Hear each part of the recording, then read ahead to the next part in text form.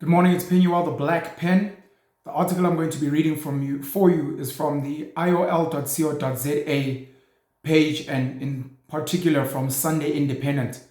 It was released about 17 hours ago from when I am reading this now. I'm currently reading this on Tuesday, the 3rd of January 2023 at about 7:30 in the morning. So 17 hours before that is when this was published on iol.co.za. The title of the article is Zondo Exposed, What the Commission Did Not Want South Africa to Know, written by Situmo Stone and Karabo Mkhwepe. Johannesburg. An explosive affidavit that turned the state capture narrative on its head never made it to the final report of the State Capture Commission of Inquiry, or was even considered by Chief Justice Raymond Zondo. The damning contents may explain why Iqbal Sharma, widely regarded as a Gupta lieutenant, never appeared before the State Capture Commission of Inquiry. No findings were made against him either. The Commission's lead investigator had received the almost 1,000-page affidavit with concrete evidence attached. However, none of the Zondo Commission reports covered the document. The document implicates President Cyril Ramaphosa, Thuli Madonsela, Maria Ramos, and Transnet board members from 2006-2007, Trevor Manuel, Pravin Gordhan, Jill Marcus, Moira Moses, Mafika Mkwanazi, the late Don Mkwanazi and SA Shipyards, Doris Tsepe or Tsipi, Brian Joffe, and the 2006-2007 Bidvest board, Seybrand Pretorius, Pradeep Maharaj, and Chris Wells. The document has since landed in the public domain as part of Sharma's defense of fraud charges in the Bloemfontein High Court. As Sharma alleged, Transnet favored one company to win tenders, Bidvest, and Transnet may have committed fraud, and Transnet and the Public Protector's Office conspired to squash and not implement the forensic report initiated by Madonsela. He was Transnet's director from December 2010 to October 2014. He served on the Board Acquisitions and Disposals Committee, the BADC, and the Corporate Governance Committee. In August 2012, he became head of the BADC. Open quote.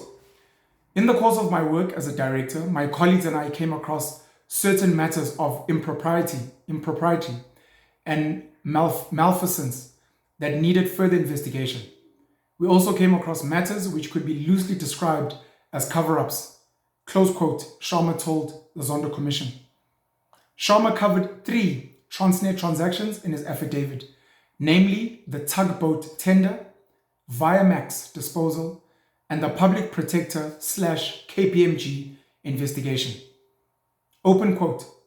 Though I was invited, then ignored in respect of having an opportunity to support the Commission in its efforts, I stand ready, willing, and able to assist with my disclosures about my time at Transnet, close quote, he said.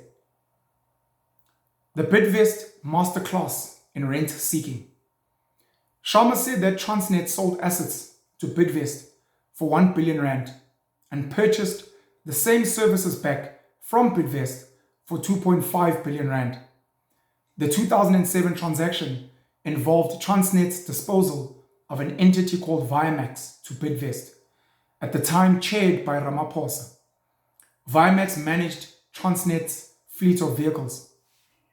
The deal, signed under Ramos, was announced in March 2007. It later turned out that Bidvest had also secured the exclusive rights to manage Transnet's fleet for 5 years as part of the agreement. According to Sharma, the additional sweetener was never put to tender or offered to other bidders during disposal.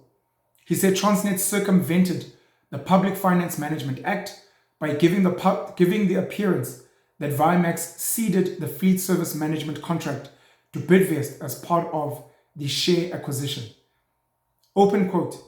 A disposal is a single transaction, and procurement of services is a separate and distinctly different transaction within organs of state. Bidvest managed to get a 5-year contract that had never been tendered and potentially locked them in for up to 12 years. This necessitated a further investigation as to how Transnet could be so prejudiced. Close quote, he said. Sorry, this thing is paused. Okay. Both agreements were signed on the same day in July 2007. Sharma added that in 2011, Transnet executives presented a set of contracts to the BADC that would expire in 2012 and had to be tendered.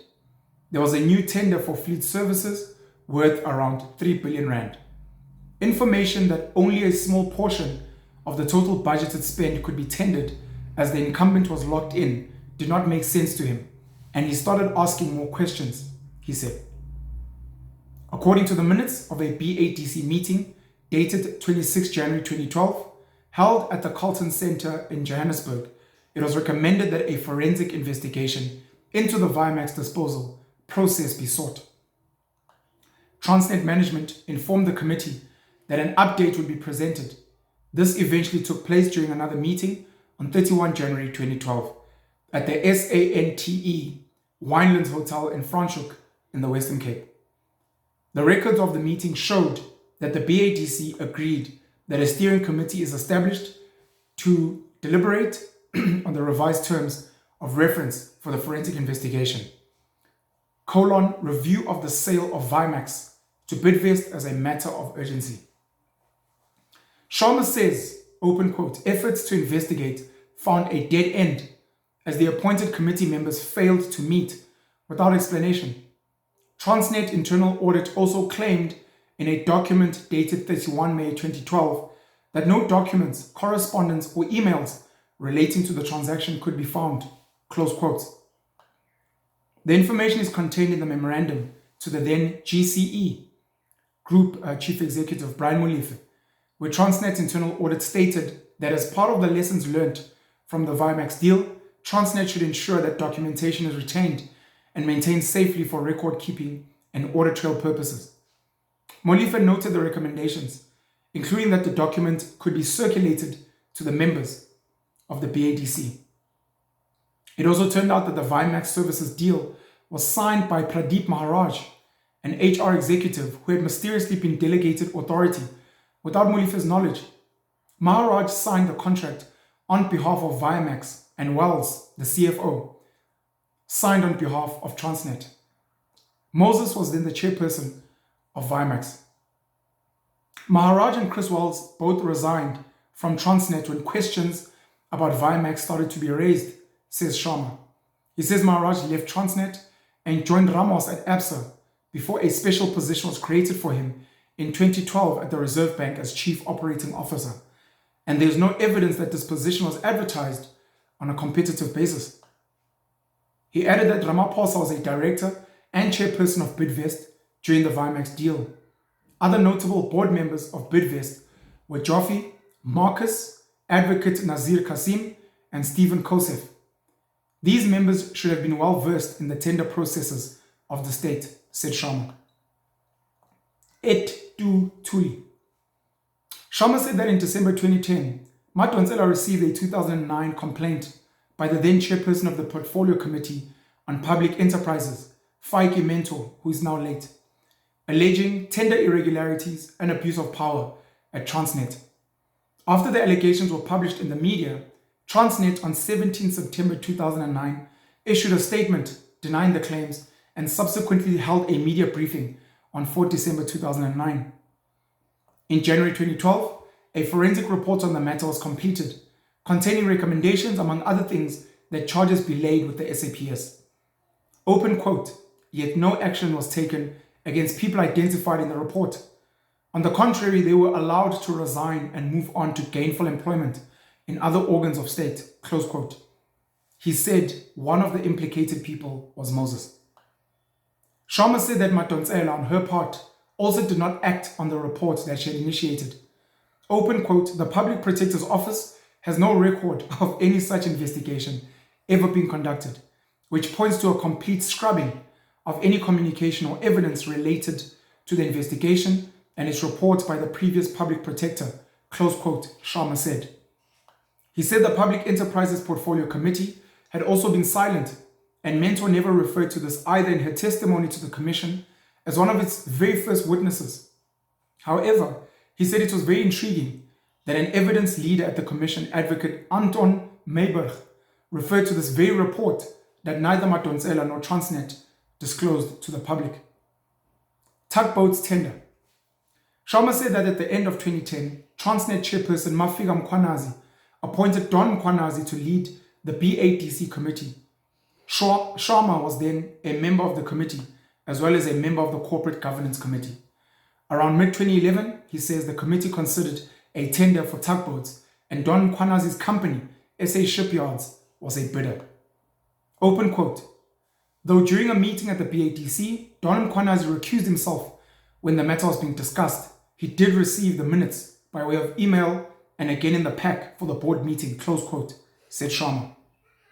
After he raised a question about this conflict, the tender was eventually withdrawn as a non-award and reissued, making certain board members unhappy.